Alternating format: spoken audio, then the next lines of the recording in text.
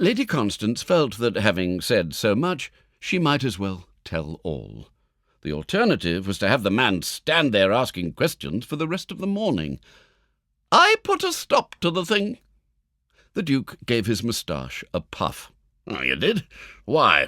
None of your ruddy business, was it?" "Of course it was. When James Schoonmaker went back to America, he left her in my charge.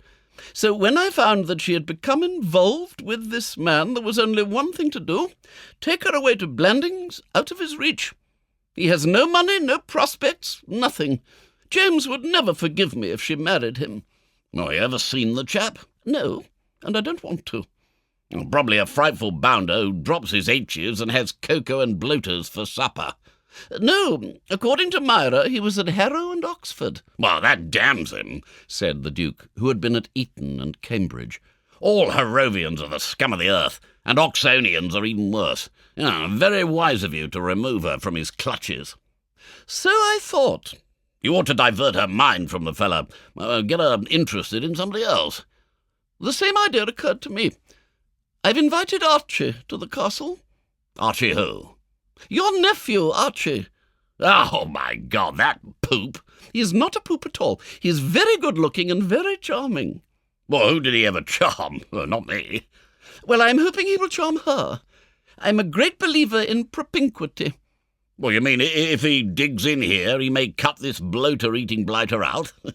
A girl's father's a millionaire, isn't he?" "Several times over, I believe." "Then tell young Archie to get after the wench with all speed." The Duke's nephew, Archie, was employed by the Mammoth Publishing Company, that vast concern which supplies the more fat-headed of England's millions with their daily, weekly and monthly reading matter, but in so minor a capacity that he, the Duke, was still obliged to supplement his salary with an allowance. And if there was one thing that parsimonious man disliked, it was supplementing people's salaries with allowances. The prospect of getting the boy off his payroll was a glittering one. "Tell him to spare no effort. Tell him to pull up his socks and leave no stone unturned. Tell him...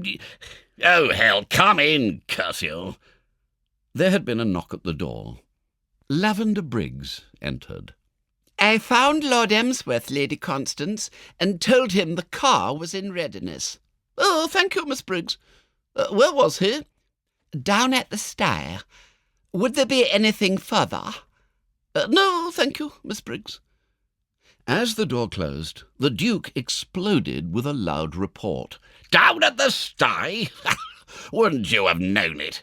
Whenever you want him, he's down at the sty, gazing at that pig of his, absorbed like somebody watching a strip-tease act. It's not wholesome for a man to worship a pig the way he does. Isn't there something in the Bible about the Israelites worshipping a pig? No, it was a golden calf, but the principle's the same. I tell you—" He broke off. The door had opened again. Lord Emsworth stood on the threshold, his mild face agitated. Connie, I can't find my umbrella." Lady Constance hustled him out towards the cupboard in the hall where, as he should have known perfectly well, his umbrella had its home. Left alone, the Duke prowled about the room for some moments, chewing his moustache. He picked up a photograph of Mr. Schoonmaker and thought how right he had been in comparing his head to a pumpkin. He read the letter Lady Constance had been writing. Then he sat down at the desk and gave himself up to thoughts of Lord Emsworth and the Empress. Every day, in every way, he was convinced association with that ghastly porker made the fellow pottier and pottier. And in the Duke's opinion, he had been quite potty enough to start with. As the car rolled away from the front door, Lady Constance stood drooping wearily with the air of one who has just launched a battleship. Beach, the butler, eyed her with respectful sympathy. He, too, was feeling the strain that always resulted from getting Lord Emsworth off on a journey.